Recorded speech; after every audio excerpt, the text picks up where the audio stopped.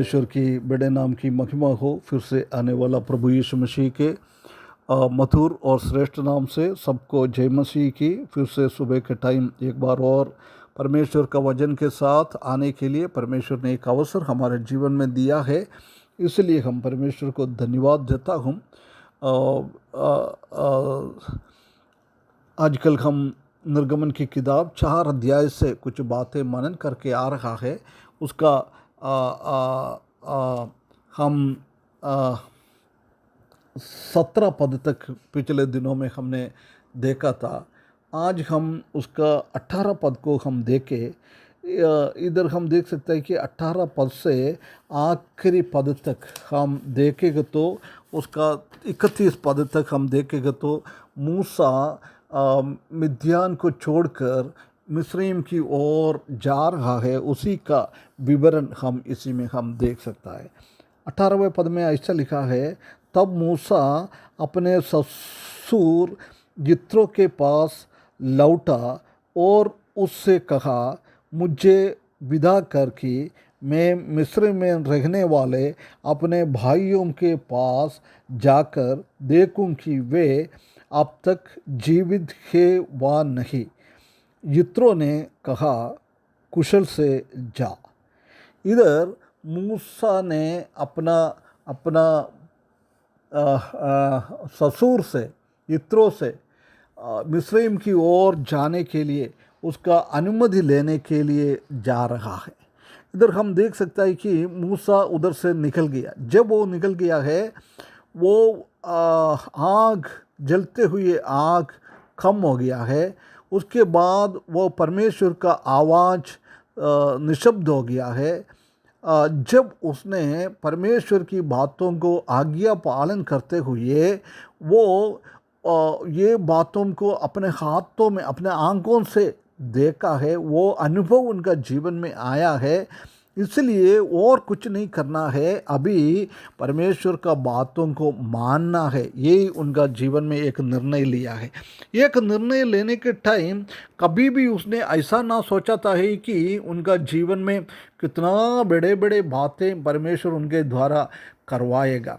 मिस्रईम उनके पीछे पड़ा है, उसी के सामने रेड सी अलग हो गया है। उसको बहुत बड़ा आनंद का गाना गाते हुए जा रहा है। पत्थर से पानी निकल गया है, स्वर्ग से मन्ना मिल गया है। वो माउंट सिनाई में परमेश्वर के साथ है, उनका आवाज़ स्वर्ग से सुन रहा है। वो पत्थर का वो चीज़ों में उसका 10 कमांडमेंट लिख के दिया हुआ है। ऐसी बहुत सारे चीज़ें और वो मिलाव वाला तंबू बनाना, परमेश्वर का आराधना करना, वो परमेश्वर ने उसको आखिरी में परमेश्वर के पास से वो जाना, ये हर एक चीज़ों को उनके दिमाग में भी कभी भी नहीं आया। परंतु उसने जब वो बातों को अंगीकार किया है, ऐसी बहुत सारी चीज़ें आने वाले दिनों में उनके जीवन में आने का था। प्रिय भाइयों बहनों, वो मूसा ने एक अच्छा उदाहरण, एक सच्चाई का उदाहरण दिया है। जब हमने प्रभु का सेवा के लिए निकलता है, ऐसा नहीं है कि हमारा दुनिया का स्वामी को हम तिरस्कार करें। परंतु इधर हम देख सकते हैं कि वो उनके पास गया है, उनसे बात कर रहा है, सब कुछ चीज़ हम देख सकता है। हम परमेश्वर का बात सुनने के टाइम ऐसा नहीं है हम दुनियादारी के वो कोटसी को दिखा दे और दूसरों को हम आदर ना करें, ऐसा नहीं। हमको दुनियादारी के हिसाब से भी लोगों को आदर देना है। हमारा स्वामी को, दुनिया का लोगों को हम आदर करना है, उनका बात को मानना है।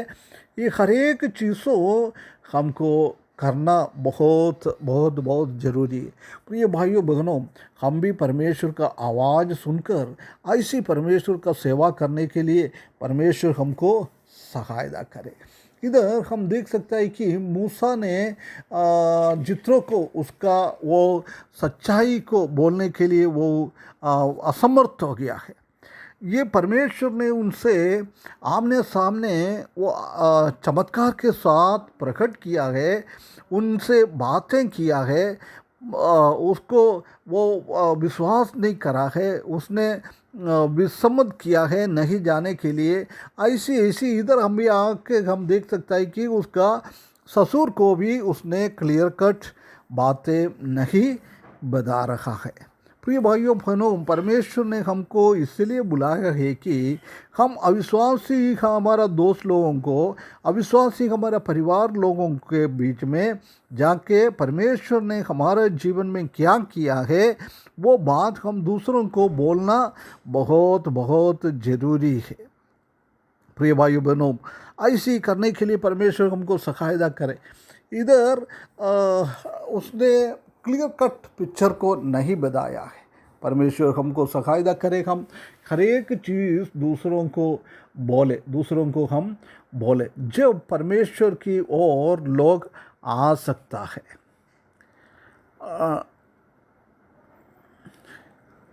इधर हो सकता है मूसा ने इसलिए उसको नहीं बोला होगा।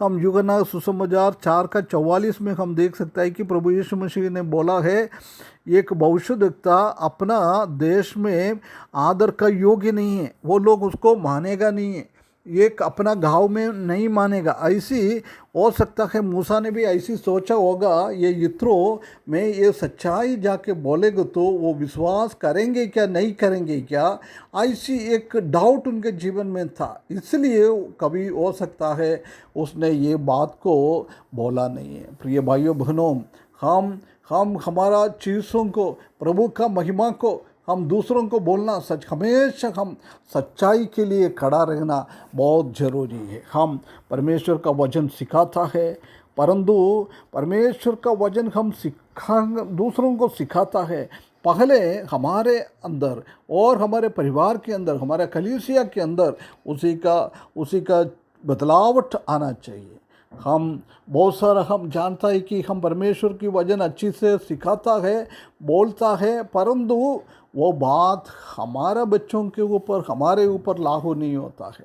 ऐसा कभी ना हो जाए। हम परमेश्वर के लिए महिमा के साथ बहुत सारा बातें परमेश्वर ने, जब हम परमेश्वर की बातों को मानता है, उसी को अंगीकार करता है, जब ये बात हमारे जीवन में आ जाता है कि हम परमेश्वर की बातों को पूर्ण रीति से मनन करते हुए उसी के सेवा के द्वारा हम विश्वास में आगे बढ़ पाए।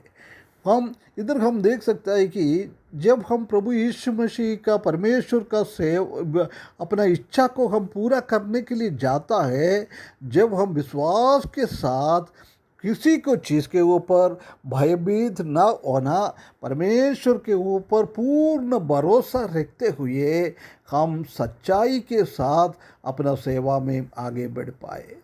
ये बहुत ज़रूरी है। हम प्रभु का सेवा करने के टाइम हमारे जीवन में सच्चाई होना बहुत ज़रूरी है। परमेश्वर इस वचन के द्वारा हमको सहायता करे, हम सच्चाई के साथ प्रभु का सेवा करें, उसी के द्वारा बहुत सारा आशीषें हमारे जीवन में, हमारे पारिवारिक जीवन में, हमारा कलीसिया का जीवन में, आने वाला दिनों में बहुत सारा आशीषें उसी के द्वारा मिलने के लिए परमेश्वर इस वचन के द्वारा हमको सहायता करे। उसके बड़े नाम की महिमा हो।